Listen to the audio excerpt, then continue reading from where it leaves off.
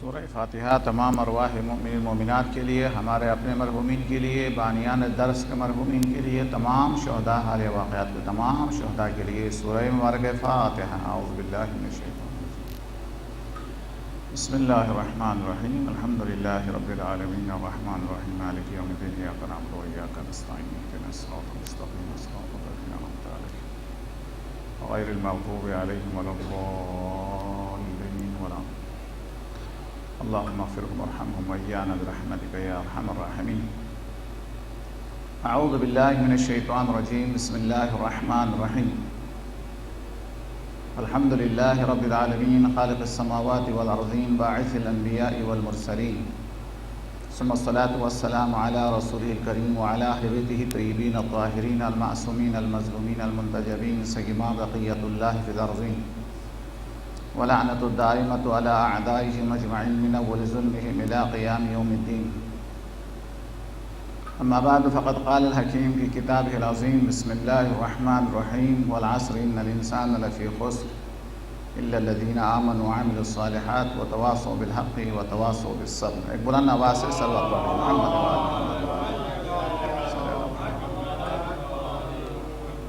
مسلسل کئی روز سے اس سورہ کی تلاوت کا شرف حاصل ہوتا رہا، اور آج چونکہ میرا آخری درس ہے، کہیں ایسا نہ ہو جیسا کہ ہمارے مرحوم قیجی جعفر صاحب کسی مولانا کے بارے میں کہتے تھے کہ مسلسل یہ کہتے رہے کہ نہج البلاغہ ایسا ہے، نہج البلاغہ ایسا ہے، نہج البلاغہ ایسا ہے، اور اندر سے ایک قول بھی نقل نہیں کیا۔ تو ایسا نہ ہو جائے کہ ہم بھی سورہ عصر کی تلاوت مسلسل کرتے رہے اور خود سورہ عصر سے کچھ بھی بیان نہیں کیے۔ لہٰذا آج کا پورا درس جو ہے اسی سورہ کے حوالے سے، سورہ کا ترجمہ سب کو پتہ ہے۔ والعصر ان الانسان لفی خسر، عصر کی قسم، انسان خسارے میں ہے۔ انسان کے بارے میں تو البتہ ٹھیک ٹھاک گفتگو ہوئی کہ انسان خدا کی نظر میں کیا ہے، انسان کی کیا قدر و قیمت ہے، انسان کی کیا اہمیت ہے۔ اس کائنات کی روح انسان ہے، اس کائنات کا پھل انسان ہے، اس کائنات کا ثمر جو ہے وہ انسان ہے۔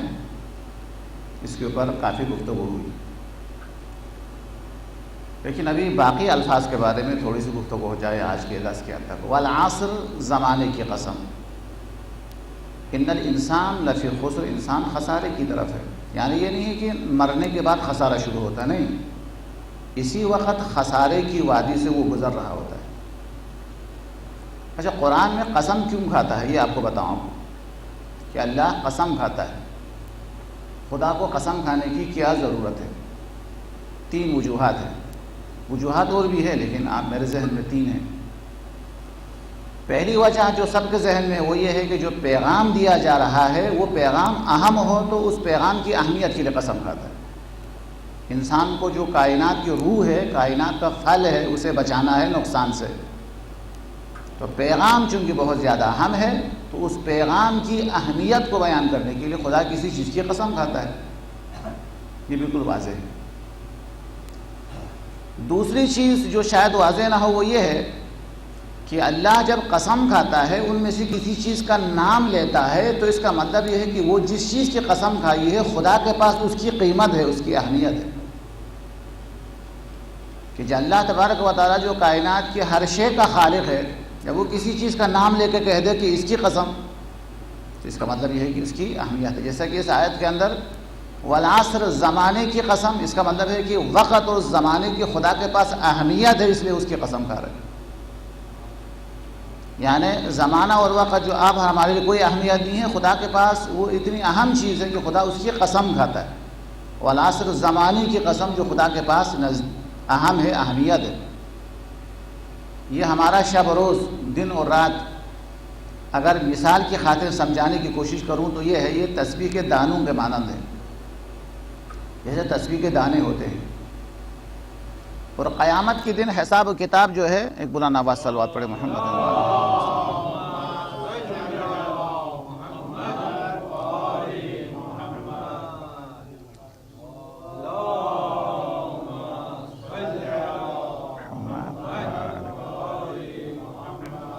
اللهم صل على محمد، اللهم صل على محمد۔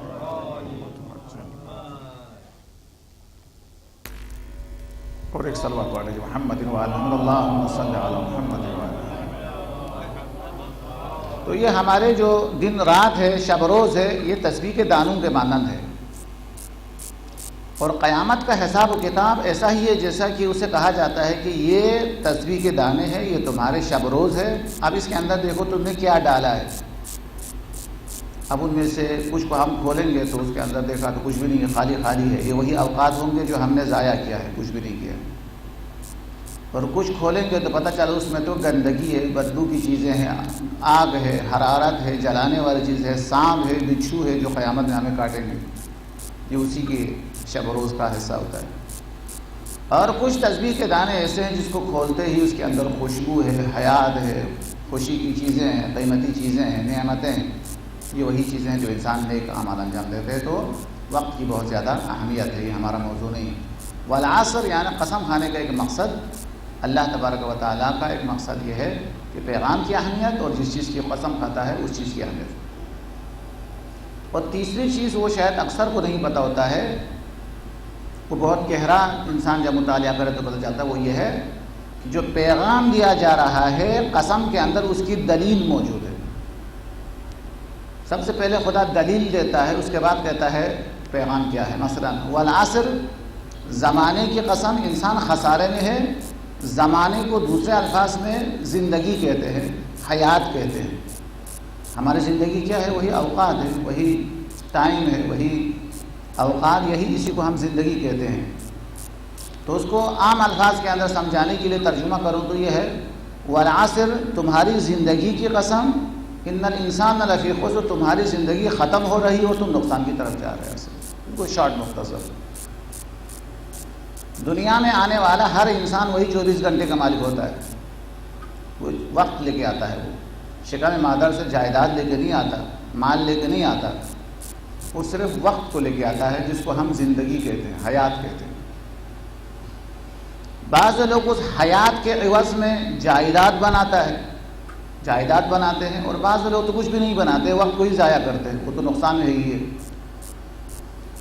دوسرے افراد ایسے ہوتے ہیں جو اپنی زندگی کی قیمت کے طور پر جائیداد، مال، دولت، دنیاوی ان چیزوں کا مالک بن جاتا ہے۔ تو قرآن کہتے ہیں یہ دونوں نقصان میں، وہ پہلے والا تو خسرت دنیا والآخرہ، کہ زندگی جو سرمایہ ہے وہ برف کی طرح پگھل کے ختم ہو رہی ہے، اور یہ نہ دنیا حاصل کر رہے، نہ آخرت حاصل کر رہے، کچھ بھی نہیں کر رہے۔ تو یہ تو خسرت دنیا والآخرہ کہ سرمایہ ختم ہو رہا ہے۔ ہماری زندگی ہمارا سرمایہ ہے، ہمارے اوقات ہمارا سرمایہ ہے، یہ پگھل پگھل کے ختم ہو رہا ہے سرمایہ، اور یہ نہ دنیا حاصل کر رہے نہ آخرت حاصل کر رہے، یہ تو نقصان میں ہی ہے۔ دوسرا شخص کی زندگی دنیا کی زندگی کے عوض دنیا کی جائیداد کا مالک بنتا ہے، یہ بھی نقصان میں ہوتا ہے۔ والعصر ان الانسان لفی خسر، اگر وقت کو ضائع کریں تب بھی نقصان میں ہے، اور اگر زندگی کو دنیا کی مال اور دنیا کی دولت کے لیے ختم کرے تو بھی نقصان میں ہے، چونکہ یہ مال دولت اس کے کام آنے والی چیز نہیں ہے۔ یہ دو ہوا، اب تھوڑا آگے بڑھ جائیں گے۔ ان الانسان لفی خسر، انسان خسارے میں ہے۔ خسارے میں کس معنی میں ہے میں نے بتا دیا کہ ہماری زندگی قیمتی ہے، زندگی ہمارا سرمایہ ہے، اگر اس کو نقصان سے بچانا ہے تو پھر کیا ہے؟ ان الذین آمنوا، یہ ہے کہ اگر اللہ پر ایمان رکھتا ہو، رسول پر ایمان رکھتا ہو، قیامت پر ایمان رکھتا ہو، ایمان مطلق ہے، یہ نہیں کہا کہ اللہ پر ایمان رکھتا ہو، کہا مگر یہ ہے کہ اگر ایمان ہو، یعنی اللہ پر ایمان ہو، یعنی قیامت پر ایمان ہو، یعنی جنت اور جہنم پر ایمان ہو، یہ شرط اول ہے کہ جب اس کو ایمان ہوگا اللہ پر، قیامت پر، جنت پر، جہنم کے اوپر ایمان ہوگا تو پھر اگلا ہو کیا ہوگا؟ وَعَمِلُوا الصَّالِحَاتِ، یہ اس کا ثمر ہوگا کہ جب ایمان ہے کہ یہ دنیا مجازی ہے، اس کے بعد اسے کسی اور جگہ جانا ہے، یہاں جو کچھ کیا ہے وہاں وہ سب کچھ ملنے والا ہے، تو جب ایمان ہوگا تو عمل صالح انجام دے دے گا، تو یہ نقصان میں نہیں ہے، کیونکہ اس کو قیامت پر ایمان بھی ہے اور قیامت کے لیے عمل صالح بھی انجام دے دیا ہے۔ اب یہ آدمی نقصان میں نہیں ہے، یہ آدمی کسی ایک 10 سال کے بچے کی نظر میں بھی نقصان میں نہیں ہے۔ کیوں؟ اس لیے کہ 10 سال کے بچے کو کہا جائے کہ یہ نقصان میں ہے یا فائدے میں ہے، اس نے کیا کیا ہے؟ یہ 50 سال 60 سال کی زندگی کے عوض جنت کی ہمیشہ کی زندگی کا مالک بنا ہے، تو بچہ کہے گا تو فائدہ نہیں۔ 10 سال کے بچے سے پوچھے یہ نفع میں رہا یہ نقصان میں رہی، اس نے کیا کیا ہے؟ یہ ختم ہونے والی دولت کو جنت کی ہمیشہ کی دولت میں تبدیل کر دیا ہے، تو فائدہ ہی نہیں۔ ختم ہونے والی حیات کے عوض ہمیشہ کی حیات خرید لیا ہے اس نے، ختم ہونے والی نعمت کے عوض ہمیشہ کی نعمتوں کا یہ مالک بنا ہے، اور دنیا جو فنا ہونے والی ہے اس کے بجائے، اس کے مالک بننے کے بجائے وہ ہمیشہ رہنے والی جنت کا مالک بنا ہے۔ تو یہ تو ہر انسان کے نزدیک نقصان سے محفوظ ہے، یہ ہر بچے کے نزدیک بھی وہ جو ہے وہ نجات یافتہ ہے، اس کی زندگی خراب زندگی نہیں ہے، اس نے بہت کم چیزیں دے کر ایک بڑی چیز جو دعا کے اندر پڑھتے ہیں، یا من یقبل القلیل، جو قلیل کو قبول کرتا ہے، وہ یعفو عن الکثیر، کثیر کو معاف کرتا ہے، تو یہ قلیل زندگی کے عوض اور قیامت کی ہمیشہ کی نعمتوں کا یہ وارث بن جائے تو پھر یہ فائدے سے، نقصان سے محفوظ ہے۔ الا الذین آمنوا، ایمان ہو، ایمان خدا پر بھی، قیامت پر بھی، حساب و کتاب پر بھی، ہر چیز پر ایمان ہو۔ پھر ایمان بھی کافی نہیں ہے، وعملوا الصالحات، ساری نیکی کو انجام دے دے، ایک نیکی بھی نہیں، ساری نیکیاں انجام دے دے۔ ایمان کے اندر، عمل صالح کے اندر ہم جو بہت ساری غلطیاں کرتے ہیں ان میں شک نہیں ہے، عقائد میں بھی غلطی کرتے ہیں، ایمان میں بھی غلطی کرتے ہیں، اور عمل صالح میں بھی غلطی کرتے ہیں۔ وہ کیا ہے؟ مثلا عقائد کے اندر کیا غلطی کرتے ہیں؟ جو چیز چھوٹی ہے اسے بڑا کر دیتا ہے، جو چیز بڑی ہے اس کو چھوٹی کر دیتے ہیں۔ بقول آیت اللہ متحری کے وہ کیا کرتے ہیں؟ جیسے کہ لوگ سیاستدانوں کا فلان کا کارٹون بناتا ہے، ہم عقائد کا بھی ایک کارٹون بنا دیتے ہیں۔ عقیدہ یہ محکم وہی ہے جو چیز جتنی ہے ایسی ہو۔ اگر کسی بچے کا دل بہت چھوٹا ہے تو بھی مریض ہے، اور مجھے یاد ہے کہ وہ دعا کرواتے تھے کہ اس بچے کے لیے دعا کرے، کیا بیماری؟ اس کا دل حد سے زیادہ بڑا ہے، اس لیے دعا کرو، بیمار ہے۔ دل جو ہمارے جسم کا ایک اہم حصہ ہے، وہ بھی اپنے سائز سے بڑا ہو تو پھر وہ بیمار ہے۔ جس طریقے سے ہمارے جسم کے اندر ایک تعادل ہونا چاہیے، اعتدال ہونا چاہیے، جیسا ناک ہے ایسے ہی وہ آنکھیں، سب یہ سب چیزیں ایسی ہو تو پھر ایک انسان بنتا ہے۔ ورنہ جو چیز چھوٹی، کان جو ہے جو ہونا چاہیے وہ ٹھیک ہے، اگر کان ہی لمبا ہو تو کارٹون ہے۔ اسی طریقے سے ہر چیز کارٹون بن جاتی ہے۔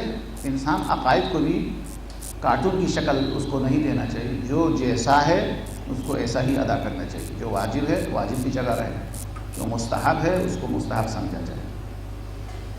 اسی طریقے سے وہ کیا کرے؟ عملوا الصالحات، ساری نیکی کو انجام دے دے۔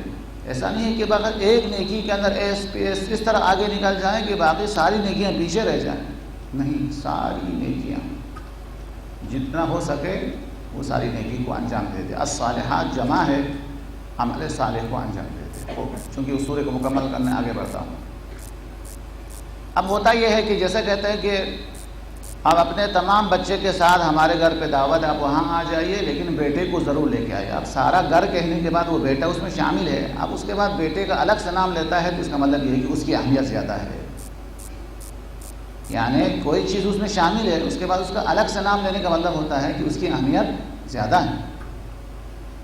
اسی طریقے سے کہ تمام طلاب کو میری طرف سے دعوت ہے اور ایک طلاب کا نام لے کے، لیکن اس کو ضرور لے کے آنا، تو وہ تمام طلاب کے اندر وہ شامل تھا۔ الگ نام لینے کا مطلب یہ ہے کہ اس کی خاص خصوصیت ہے۔ تو اس قرآن کریم کے اندر بھی اللہ نے فرمایا ہے کہ وَعَمِلُوا الصَّالِحَاتِ، ساری نیکی کو انجام دیتا ہو، لیکن اس کے ساتھ دو نیکی کا الگ ذکر کرتا ہے، وَتَوَاصَوْا بِالْحَقِّ وَتَوَاصَوْا بِالصَّبْرِ، البتہ ایک دوسرے کو حق کی وصیت کرتے رہے اور صبر کی وصیت کرتے رہے۔ یہ بھی نیک اعمال میں شامل ہے، لیکن یہ صبر کی تلقین اور حق کی تلقین یہ تمام صالح اعمال کی بنیاد ہے، لہٰذا اس کا الگ سے ذکر ہو رہا ہے۔ قرآن کریم نے حق و باطل کے بارے میں اچھی دو مثالیں دی ہیں۔ حق اور باطل کی شناخت بہت مشکل ہے کہ حق کیا ہے، باطل کیا ہے۔ قرآن کریم کی ایک آیت ہے جس کے اندر خدا مثال دیتا ہے حق و باطل کے لیے کہ آسمان سے بارش نازل ہوتی ہے، آسمان سے بارش کا پانی نازل ہوتا ہے، تو جو آسمان سے بارش نازل ہوتا ہے اس کے بعد جو ہے وہ زمین پر آنے کے بعد، چونکہ زمین یہاں مٹی ہے، گندگی ہے، جب کثرت سے جب زمین کے اوپر پانی نازل ہو جاتا ہے تو وہ ایک سیلاب کی شکل اختیار کرتا ہے، ایک نالی کی شکل اختیار کرتا ہے، پانی اس میں بہنا شروع کرتا ہے۔ فاحتمل الصید زبد الرابیہ، جب وہ پانی زمین سے ٹکرانے کے بعد جب کسی وادی سے نہر کی شکل میں آگے بڑھتا ہے تو اس کے اوپر گرد و غبار، اس کے اوپر غبار، اس کے اوپر مختلف قسم کے غبارے قسم کی چیزیں پانی کے اوپر نمودار ہوتی ہے۔ ایک یہ مثال دیتا ہے۔ اور اسی آیت کے اندر خدا فرماتا ہے کہ جب زیور بنانے والا جب سونے کو پگھال لیتا ہے تو سونے کو پگھالنے، گولڈ کو پگھالنے کی وجہ سے اس کے اوپر بھی کچھ غبار قسم کی چیزیں آ جاتی ہیں۔ تو خدا فرماتا ہے کذالک یضرب اللہ الحق بالباطل، خدا فرماتا ہے بس حق اور باطل کی مثال بھی ایسی ہے کہ آسمان سے حق نازل ہوتا ہے، جب یہ حق نازل ہونے کے بعد جب انسان کے دلوں پر، انسان کی طبیعت پر جب یہ حق جاری ہو جاتا ہے تو جس طریقے سے پانی کو زمین کے اوپر کثافت کی وجہ سے اس کے اوپر غبار، اس کے اوپر جاگ پیدا ہو جاتی ہے، اسی طریقے سے جب حق جب انسان کے دل اور طبیعت کے اوپر جاری ہو جاتا ہے تو انسان کی طبیعت کے اندر موجود خباثت کی وجہ سے اس کے اوپر بھی حق کے اوپر جاگ اور مختلف قسم کے غبار پیدا ہو جاتے ہیں۔ اور جو حق ہے وہ نظر نہیں آتا ہے، جو باطل ہے وہ باہر نظر آتا ہے۔ تو کتنی اچھی مثال ہے جو خدا فرماتا ہے۔ تو وہاں پہ دو چیزیں ہیں، ایک سونے کو پگھالنے کی وجہ سے اس کے اوپر جاگ ہے اور نیچے سونا ہے، سونے کا پانی ہے، اور بارش نازل ہونے کے بعد نیچے پانی ہے، پانی کے اوپر جو ہے جاگ ہے یا غبار ہے یا جو چیزیں ہیں۔ تو نظر جب آتا ہے تو انسان کو جو نظر آتا ہے وہ تو جاگ نظر آتی ہے، لیکن ایک انسان عاقل کو جب پیاس کی تلاش ہو تو وہ جاگ کو نہیں پیتا ہے، وہ جاگ کو ہٹا کے پانی کو پیتا ہے۔ اس کی بات کی دلیل ہے، اسے پتا ہے کہ جاگ جو ہے میری پیاس کو نہیں مٹا سکتی، مجھے پانی تک جانا ہے۔ اب اس میں تو آپ کہیں تک جا سکتے ہیں، آپ کو اندازہ ہوتا ہے کہ باطل کتنی بیکار چیز ہے، سب اسی میں پتہ چل جاتا ہے۔ سب سے پہلے تو یہ پتہ چلتا ہے کہ جب تک بارش نہیں ہوتی ہے جاگ پیدا نہیں ہوتی، جب تک جو ہے سونے کو پگھال نہیں، سونا نہیں ہوتا ہے، جاگ وجود میں نہیں آتا ہے۔ اسی طریقے سے جب تک حق نہ ہو باطل کا وجود ہی نہیں آ سکتا۔ یعنی اگر کہیں باطل ہے تو حق کی وجہ سے، کہ بارش کی وجہ سے، بارش زمین کے اوپر چلنے کی وجہ سے پانی کے اوپر جاگ وجود میں آتا ہے۔ اگر وہاں پہ پانی نہ ہوتا تو جاگ وجود میں نہیں آ سکتا۔ یعنی باطل کا وجود حق کا صدقہ ہے۔ اچھا دوسرا یہ سمجھ میں آتا ہے کہ جب تک پانی ہے تب تک جاگ ہے، اگر پانی نہ ہو تو پھر جاگ اور اس کے اوپر غبار کا وجود ہی باقی ہے۔ یعنی اگر باطل زندہ بھی ہے تو حق کے صدقے میں زندہ رہتا ہے، ورنہ باطل کا کوئی نہ وجود ہو سکتا ہے، اس کا وجود بھی صدقہ ہے حق کا۔ اور اگر کہیں باطل اگر موجود بھی ہے تو وہ حق کی وجہ سے، حق کے صدقے سے۔ یعنی اگر ایک آدمی بولے کہ میں جھوٹ بول رہا ہوں کہہ کر اگر کوئی جھوٹ بولے تو کون مانے گا؟ کوئی بھی نہیں مانے گا۔ جو آدمی جھوٹا ہے وہ اسی طریقے سے بیان کرے گا، سامنے والے اسے حق سمجھ کے اہمیت دے گا، باطل کو باطل کی وجہ سے کوئی اہمیت نہیں دے گا۔ یعنی اگر جھوٹ کی کوئی اہمیت ہے، جھوٹ پر کوئی عمل کرتا ہے، باطل کو کوئی اہمیت دیتا ہے حق کے دھوکے میں کہ شاید یہ حق ہوگا۔ اگر کوئی شخص جھوٹ کے اوپر عمل کرتا ہے، جھوٹے آدمی پر بھروسہ کرتا ہے، تو کیوں بھروسہ کرتا ہے؟ جھوٹے آدمی کو سچا آدمی سمجھ کے دھوکہ کھاتا ہے کہ اگر سچ کا احتمال نہ ہوتا تو جھوٹ کا پر تو کوئی اعتبار ہی نہیں کرتا کوئی۔ تو باطل ہمیشہ اس کا وجود بھی حق پر منحصر ہے، لہٰذا وہ باطل جب بھی وجود میں آنا چاہتا ہے تو حق کا سہارا لیتا ہے۔ اور اگر باطل اپنی حکومت کو باقی رکھنا چاہے تب بھی حق کا سہارا لیتا ہے۔ باطل حکومتیں جب بھی وجود میں آتی ہے تو بھی حق کا سہارا لیتی ہے، اور اگر باقی رہنا چاہے تب بھی حق کا سہارا لے کر وہ زندہ رہتی ہے۔ خلافت کا، رسول خدا کا خلیفہ ہونے کا، نمائندہ ہونے کا۔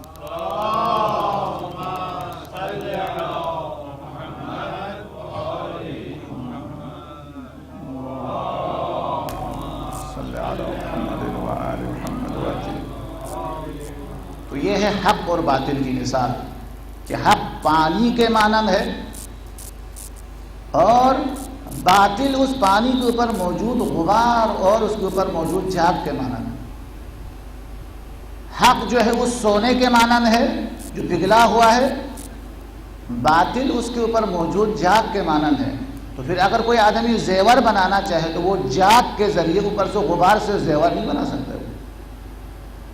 زیور بنا سکتا ہے کہ جب غبار کو ہٹا دیں اور اس کے بعد سونے کو نیچے سے نکالے تو جا کے وہ زیور بنا سکتا ہے۔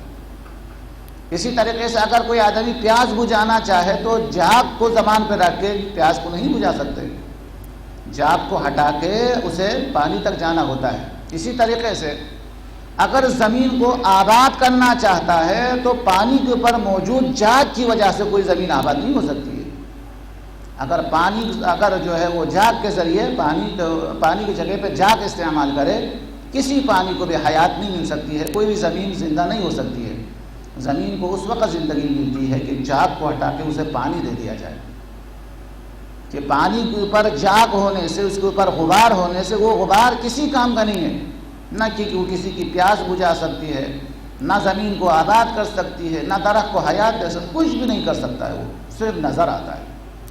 اور نظر بھی حق کی وجہ سے ہے، اس کی بقا بھی حق کی وجہ سے ہے، اس کا وجود بھی حق کی وجہ سے ہے۔ خود باطل میں کوئی فائدہ نہیں ہوتا ہے، اس کا عمل کا کوئی اثر نہیں ہوتا ہے۔ لہٰذا باطل حکومتیں دنیا میں ہزاروں ہو، اس کو کیا خطرہ ہے؟ اگر حق کی حکومت ہے تو سب اس کو ختم کرنے کے لیے تیار ہو جاتے ہیں۔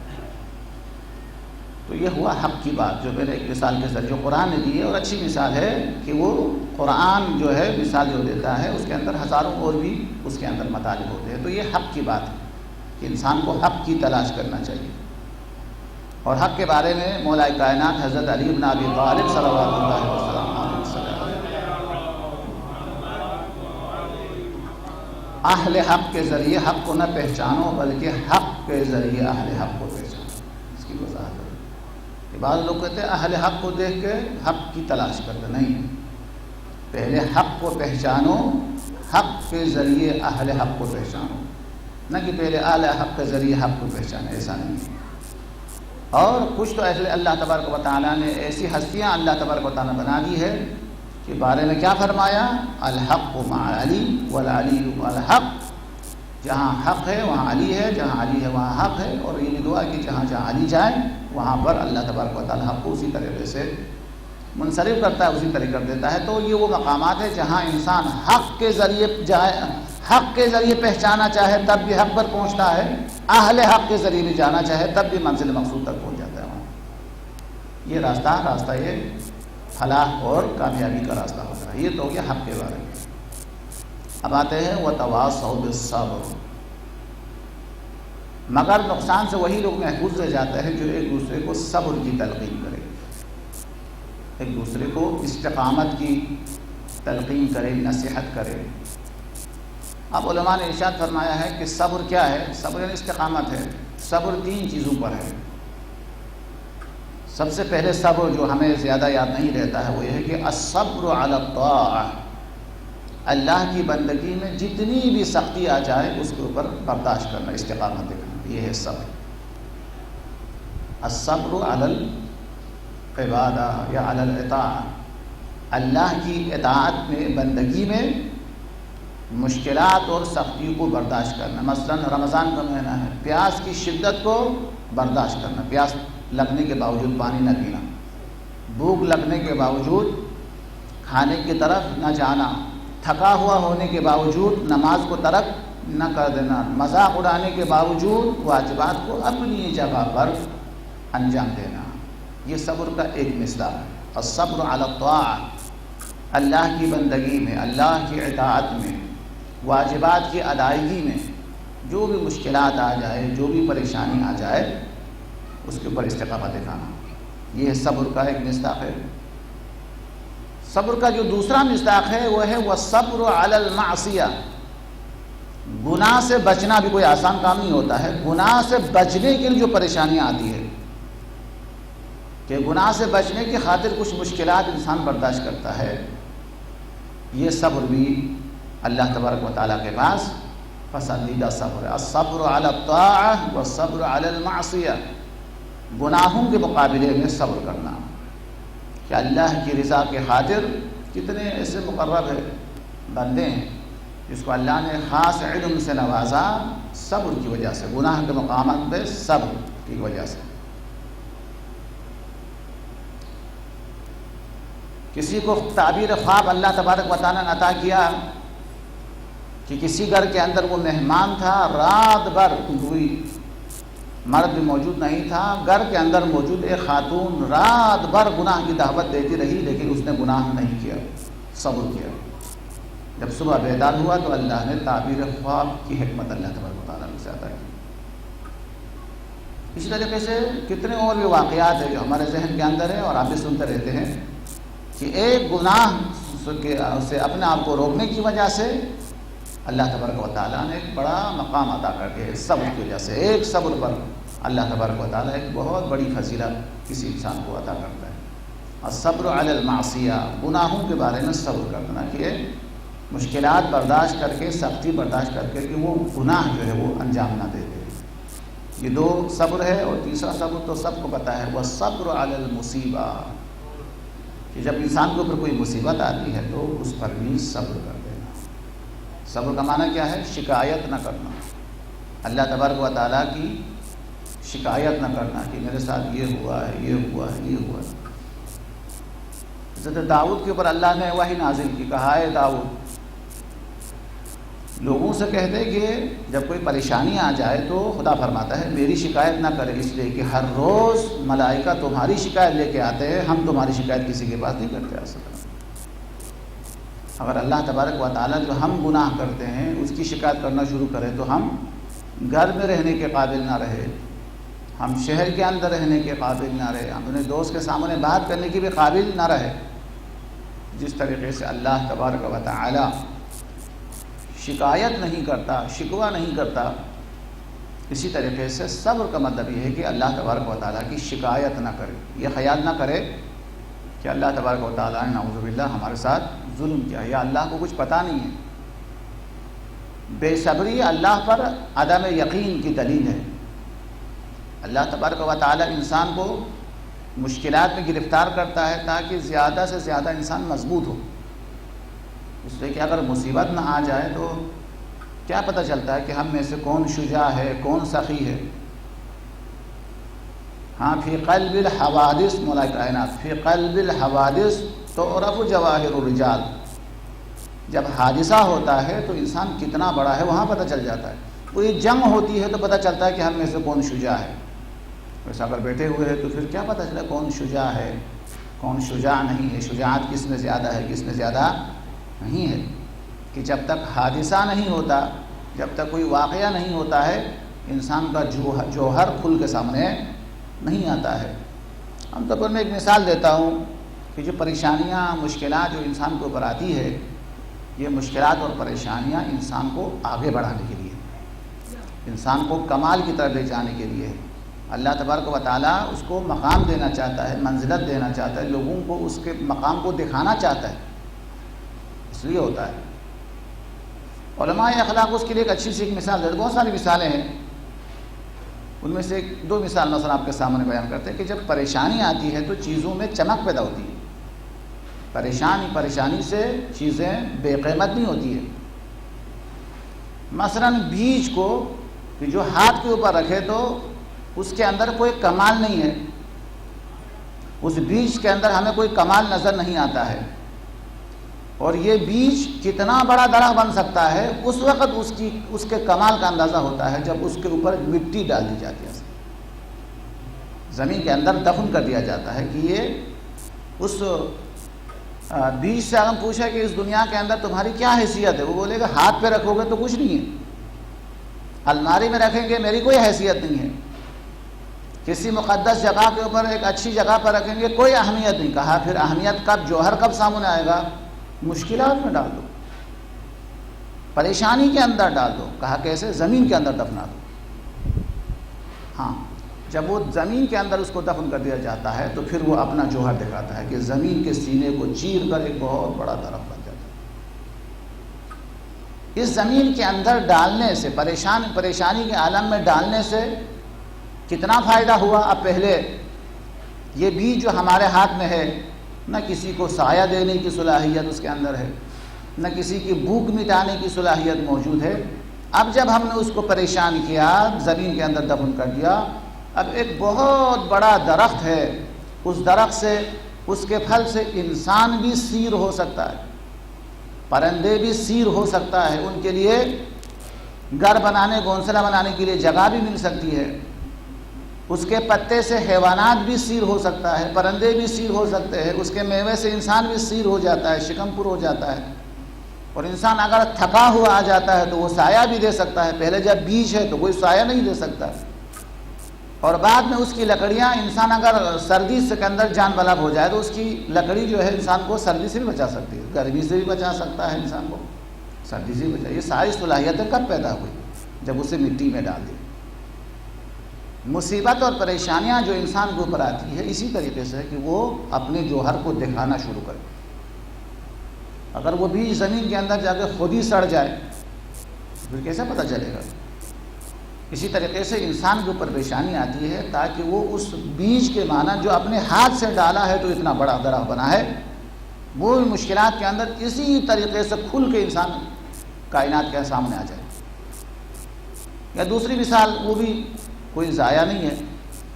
دانہ گندم سے کہے تمہاری کیا حیثیت؟ تو کہے گا کوئی حیثیت نہیں۔ کہا کیا کروں؟ کہا زمین میں دفنا دو۔ کہا زمین میں دفنا دیا۔ پہلے 1 گندم تھا، ابھی 100 گندم ہو گئی، بڑھ گیا۔ پہلے کوئی قیمت نہیں ہے، ابھی 100 دانے گندم ہے، قیمت ہے، قیمت میں اضافہ ہوا۔ کہا اب بھی اضافہ کی گنجائش ہے؟ کہا ہاں گنجائش ہے۔ وہ کیا کہے؟ امتحان میں ڈالو، چکی کے اندر پیس لو، آٹا کہلائے گا، قیمت میں اضافہ ہو جائے گا۔ ظاہر ہے کہ پیسنا پریشانی ہے، مشکلات ہے۔ جب اسے پیس لیا تو وہ دانے گندم آٹا بن گیا، قیمت میں اضافہ ہوا۔ پھر کہے اور بھی گنجائش ہے کہ تمہاری قیمت میں اضافہ ہو جائے؟ ہاں ممکن ہے، تمہیں مجھے تنور کے اندر آگ پہ ڈال دو، کہا جائے گا روٹی ہے، قیمت میں اضافہ ہو جائے گا۔ تو مشکلات میں آگ میں ڈالنے سے، چکی کے اندر پیسنے سے قیمت کم نہیں ہوتی۔ چکی کے اندر پیسنے سے دانے گندم آٹا بن گیا، قیمت میں اضافہ ہوا۔ اس دانے گندم کو جو ابھی آٹے کی شکل کے اختیار کر چکا ہے کہ اگر اس کو ایسا رکھیں گے تو روٹی بنا، آگ پر چڑھا دے، آگ تنور کے اندر ڈال دے، روٹی ہے، اس کی قیمت میں اضافہ ہوا، اس نے کمال حاصل کیا۔ اب اگر اس روٹی سے پوچھے کہ تمہاری قیمت میں اضافہ ہونے کی اور صلاحیت مجھے، ہاں کہو کہ اسی طریقے سے نہیں رکھنا ہے، پھر کیا کرنا ہے؟ کہ پریشان کرو مجھے۔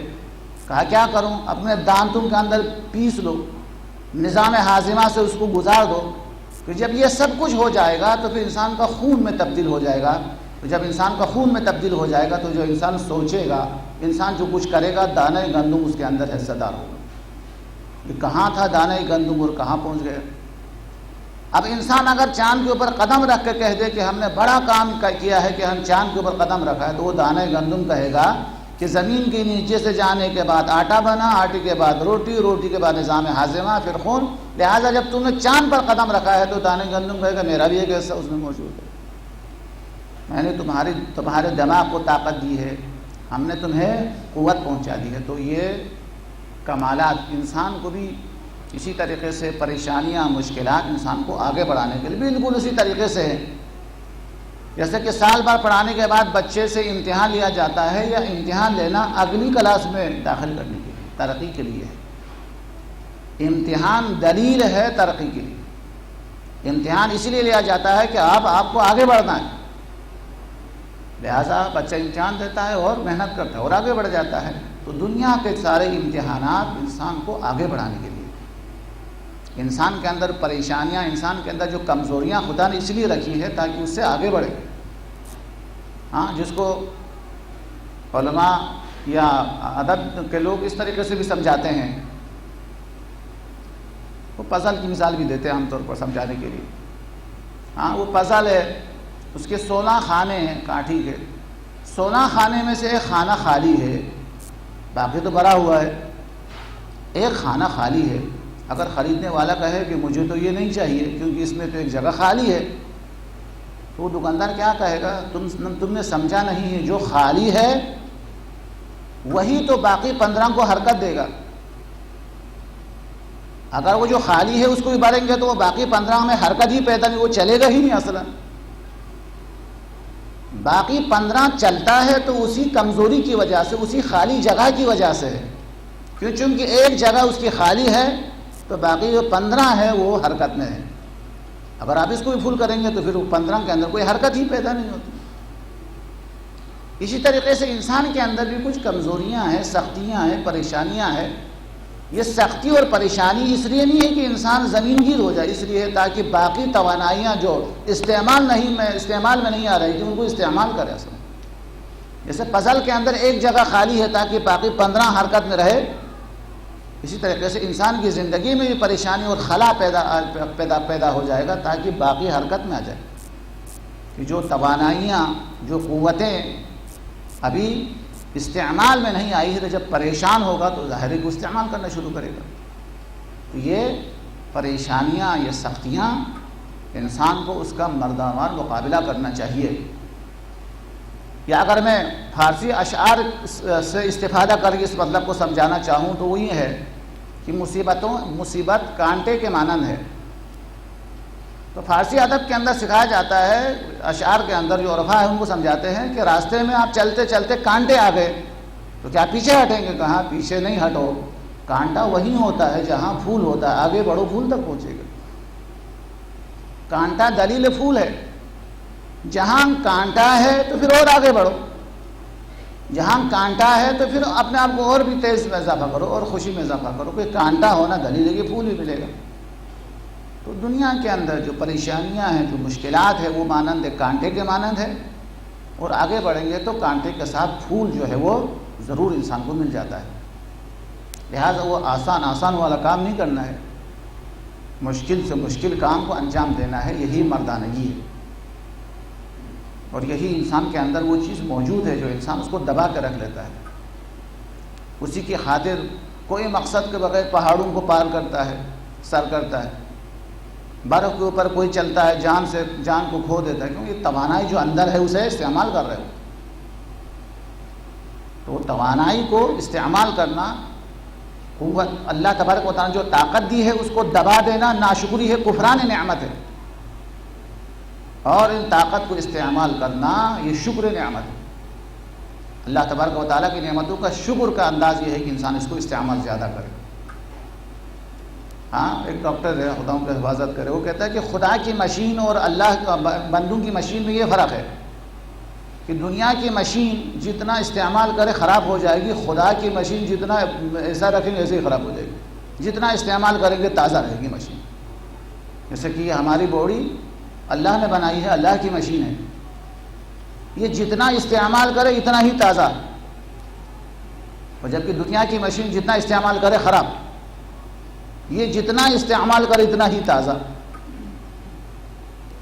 باقی دنیا کی مشین کو یہ شکایت ہے کہ ہمیں استعمال زیادہ کیوں کرتے ہو, اور اللہ کی مشین کو استعمال ہے کہ ہمیں بیکار کیوں رکھتے ہو.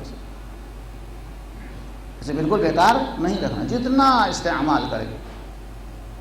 اور اسی طریقے سے جب انسان عقل کو صحیح جگہ پہ استعمال کرے تو خدا کا وعدہ ہے لئن شکرتم, یہ ایک قسم کا شکر نعمت ہے کہ اللہ نے آپ کو عقل دی ہے, کہا اس عقل کو استعمال کرو, جتنا عقل استعمال کرے لازیدنکم, یہ ایک قسم کا شکر ہے, عقل میں اضافہ ہوتا چلا جائے.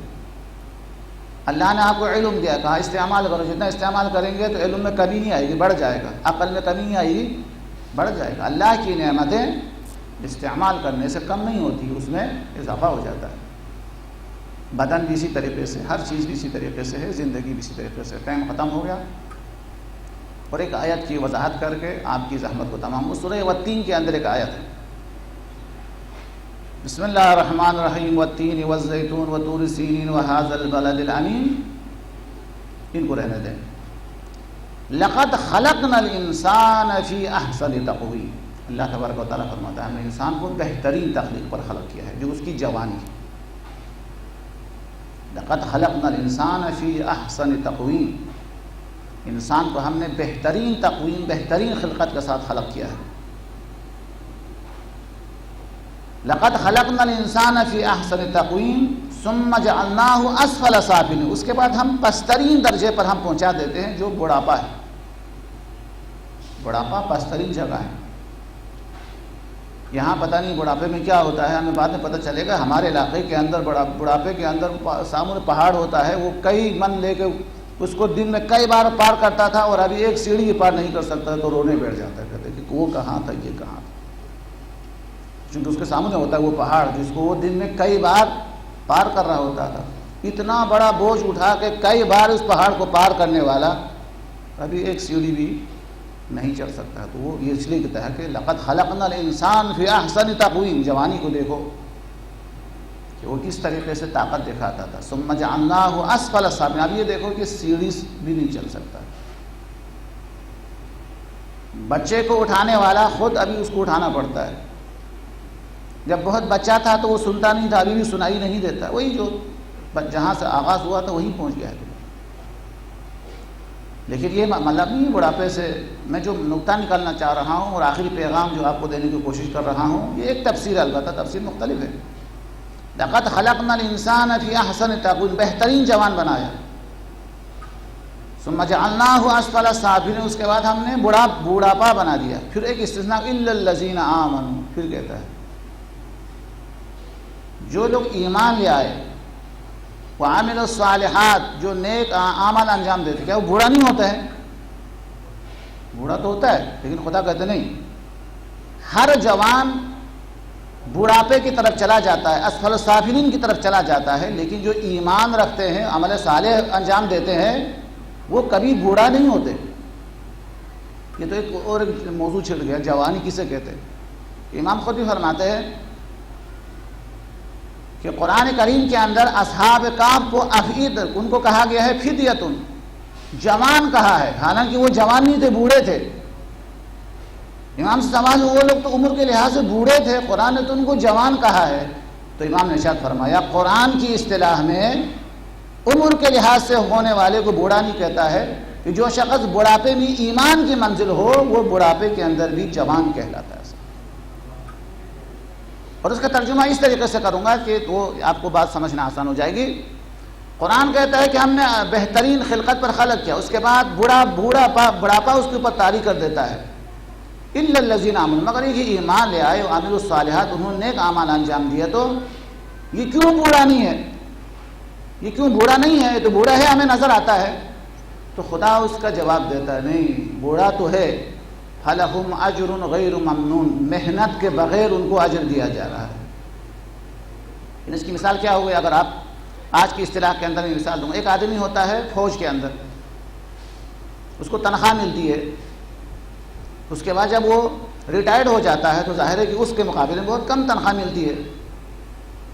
لیکن قرآن ہمارے بڑھاپے اور جوانی کو اس طریقے سے پیش کرتا ہے، جہاں تک میں نے سمجھا وہ یہ ہے کہ ایک آدمی جوانی کو ایمان اور عمل صالح کے ساتھ جوانی کو گزارتا ہے، اپنی پوری جوانی کو ایمان اور عمل صالح کرتا ہوا گزارتا ہے.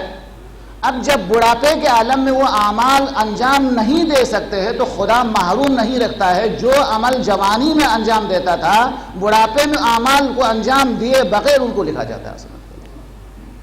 کتنا اچھا سودا ہے. فَلَهُمْ أَجْرٌ غَيْرُ مَمْنُونَ. ان کو اجر غیر ممنون. کو ایسی مثال ایسے ہے کہ جیسا کہ جب وہ دفتر جاتا تھا تو جو تنخواہ ملتی تھی اور ابھی گھر کے اندر موجود ہے تو وہی تمام مراعات اس کو وہیں پہ مل رہی ہے. حالانکہ اس وقت وہ آفس جاتا تھا، اس وقت وہ نوکری پہ جاتا تھا. تو اب یہ رہنے دے کہ وہ پہلے جاتا تھا ابھی نہیں جاتا تھا، ان کو رہنے دے. پہلے جا سکتا تھا وہ جاتے تھے، اور ابھی نہیں جا سکتا ہی نہیں جاتے ہے. بات ہے حقوق کے اوپر. پہلے جب جاتے تھے تو بھی اتنا ہی ملتا تھا، اور آج نہیں جا سکے اتنا ابھی بھی مل رہا ہے اس کو. تو عمل صالح کے لحاظ سے، قیامت کو آباد کرنے کے لحاظ سے، دنیاوی لحاظ سے یہ بوڑھا ہو گیا ہے آدمی. لیکن خدا کی نگاہ میں یہ اس لیے بوڑھا نہیں ہوا ہے کیونکہ جو اعمال جوانی میں وہ انجام دیتا تھا اور خدا کو پتہ ہے یہ بڑھاپے کی وجہ سے انجام نہیں دے پا رہا ہے، لہٰذا وہ سارا عمل جو جوانی میں انجام دیتا تھا بڑھاپے کی تمام زندگی کے اندر اسے وہ سارے عمل اللہ ایسے ہی عطا فرماتا ہے اس کے. اور بیماری کے بارے میں یہی ہے کہ جو وظیفہ، جو اعمال وہ صحت کے وقت انجام دیتا تھا، اب بیماری کی وجہ سے وہ انجام نہیں دے سکا تو اللہ حکم دیتا ہے کہ چونکہ یہ مجبور ہے لہذا جو وظیفہ اس کا تھا اس کا ثواب اس کے نامہ اعمال میں لکھتا ہے خدا. جس طریقے سے انسان صحت مند کے وقت جو اعمال انجام دیتا تھا، بیماری کی وجہ سے وہ اعمال چھوٹ جائے تو اللہ اس کا ثواب دیتا ہے، اسی طریقے سے جوانی میں اگر ایمان اور عمل صالح کو انجام دیتا تھا اور بڑھاپے میں اگر وہ اعمال انجام نہ دے سکے تب بھی اللہ اس کا پورا اجر اللہ تبارک و تعالیٰ عطا فرماتا ہے۔ یہ بہت بڑا اجر ہے، ظاہر ہے۔ لہٰذا انسان کی جوانی بہت زیادہ اہم ہے کہ جوانی اگر اس نے بہت اچھے کاموں کے اندر وہ گزاریں گے تو یہ شکر نعمت بھی ہے، اس کی جوانی میں بھی اللہ برکت عطا کرے گا۔ بعد میں بالآخر بوڑھا تو ہونا ہی ہے، کمر تو جھک ہی جائے گی، ایک دن تو آنے والا ہے، لیکن وہ آدمی جب تک وہاں پہنچتا نہیں ہے کہ بڑھاپے کی شکایت کس سے جا کے کرے، کچھ بھی نہیں کر سکتا ہے۔ تو خلاصہ کلام بس یہی میں نے آپ کی زحمت تمام کی۔ الصبر علی الطاعہ، عبادت کے مسائل میں جتنی پریشانیاں ہیں اس پر صبر، والصبر علی المعصیہ، گناہ کے راستوں میں جانے سے روکنے کے لیے اپنے آپ کو پریشانیاں آ جائے اس پہ صبر، والصبر علی المصیبات، اگر کوئی مصیبت آ جائے تو اس پر صبر۔ کہ مصیبت انسان کے اوپر آتی ہے تو خدا اس کو اجر دیتا ہے۔ اللہ تبارک و تعالیٰ کا وعدہ ہے کہ صابرون کو اجرہم بغیر حساب، جو صبر کرتا ہے اس کو بے حساب اجر دیتا ہے۔ روزہ صبر کا مصداق ہے، روزہ سراسر صبر ہے۔ اللہ تبارک و تعالیٰ نے روزہ دار کے لیے اتنا ہی ثواب رکھا ہے جیسے ہر صابر کے لیے رکھا ہے، اور صابر اور صبر کرنے والے کا اجر بے حساب ہے، لہٰذا روزہ دار کا حساب بھی اجر بھی بے حساب ہے۔ آخر میں مسائل کے دو جملے اور آپ کی زحمت تمام۔ پہلے ہی عرض کر لیا، صبر کا مطلب یہ نہیں ہے کہ انسان کسی پر گریہ نہ کرے، انسان کسی پر شکوہ نہ کرے، شکایت نہ کرے خدا کی، ورنہ تو قرآن کہتا ہے کہ حضرت یعقوب فرماتے ہیں یوسف کے بارے میں فصبر جمیل، میں صبر جمیل کروں گا۔ جناب یعقوب جو صبر کر رہے تھے یوسف کی جدائی میں، اس کو قرآن نے صبر جمیل کہا۔ پھر وہی قرآن کہتا ہے وَبِيَضَّتْ عَيْنَاهُ مِنَ الْحُزْنِ، اور جناب یعقوب کی آنکھوں کی سفیدی ظاہر ہو گئی، کہ بینائی ختم ہو گئی، سفیدی ختم ہو گئی، من الحزن، حزن کی وجہ سے۔ تو رونا بے صبری نہیں ہے، رونا انسان کی طبیعت کا ایک حصہ ہے۔ یہ وہی جملہ ہے جو سید سجاد نے منہال کے جواب کے اندر ارشاد فرمایا۔ منہال تو تسلی دینا چاہتے تھے، کہا مولا کب تک ریا کریں گے؟ فرمایا منہال تو نے میرے اوپر رحم نہیں کیا۔ یوسف کے بعد حضرت یعقوب کے 12 فرزند تھے، ان میں سے ایک یوسف نظر سے غائب ہو گیا تھا۔ یعقوب کو معلوم بھی تھا کہ یوسف زندہ ہے، پھر بھی نابینا ہو گئے، لیکن میرے تو 18 یوسف میری نظروں کے سامنے دنیا سے گئے، پھر واپس آنے کی امید بھی نہیں ہے۔ منہال کہتا ہے مولا وہ تو سب کے سب شہید ہو گئے، شہادت آپ کی وراثت ہے۔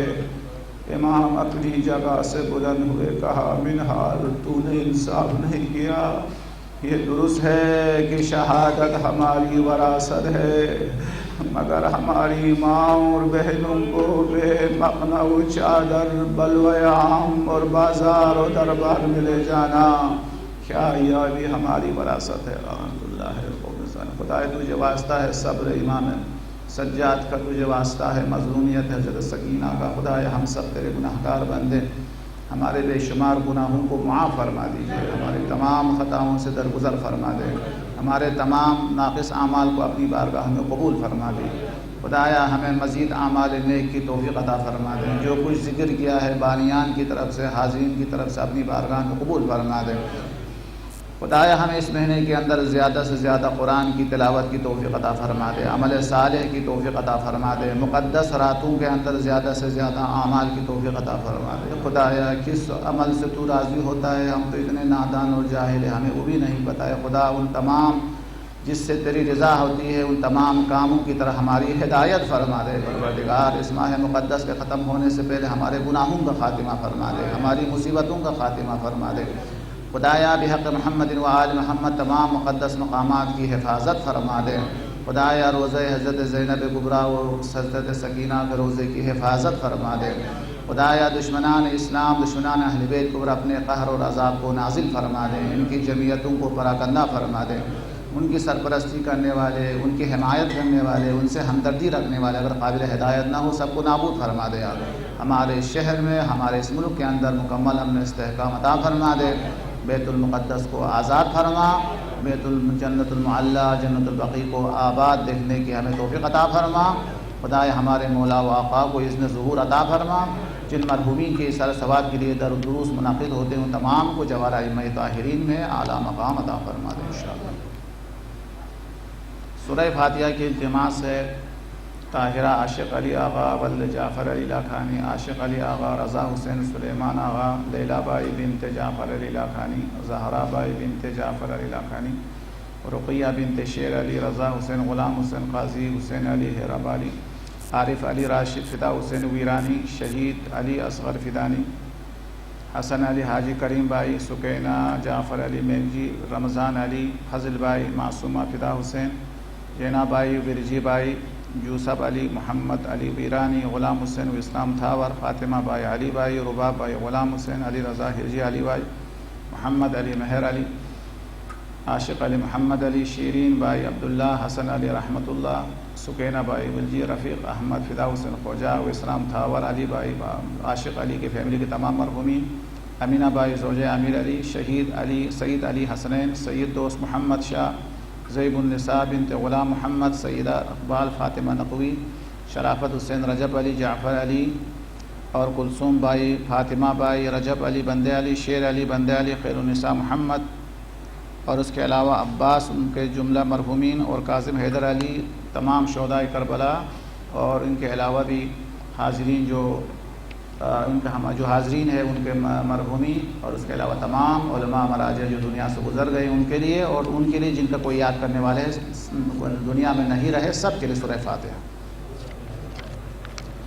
اعوذ باللہ من الشیطان الرجیم، بسم اللہ الرحمن الرحیم، الحمد للہ رب العالمین، الرحمن الرحیم، مالک یوم الدین، ایاک نعبد و ایاک نستعین، اهدنا الصراط المستقیم، صراط الذین انعمت علیہم غیر المغضوب علیہم ولا الضالین، بسم اللہ الرحمن الرحیم، قل هو اللہ احد اللہ الصمد لم یلد ولم یولد ولم یکن له کفوا احد، بسم اللہ الرحمن الرحیم، قل هو اللہ احد اللہ الصمد لم یلد ولم یولد ولم یکن له کفوا احد، بسم اللہ الرحمن الرحیم، قل هو اللہ احد اللہ الصمد لم یلد ولم یولد ولم یکن له کفوا احد۔ دعائے سیاحت کے التماس رجب علی، وزیر علی، مظہر عباس، عاشق علی، ایک کریم معبود ان دونوں کو، اس کے علاوہ بھی جو بیمار ہے جن کی دعائے سیاحت کے التماس ہے، حالیہ واقعات کے جتنے زخمی ہیں، ایک کریم معبود اپنے فضل سے، اپنے نبی کے صدقے میں، اپنے ولی کے صدقے میں ان تمام کو صحت کاملہ و عاجلہ نصیب فرما۔ ان اللہ ملائکتہ یصلون علی النبی یا ایھا الذین آمنوا صلوا علیہ وسلموا تسلیما، اللہم صل علی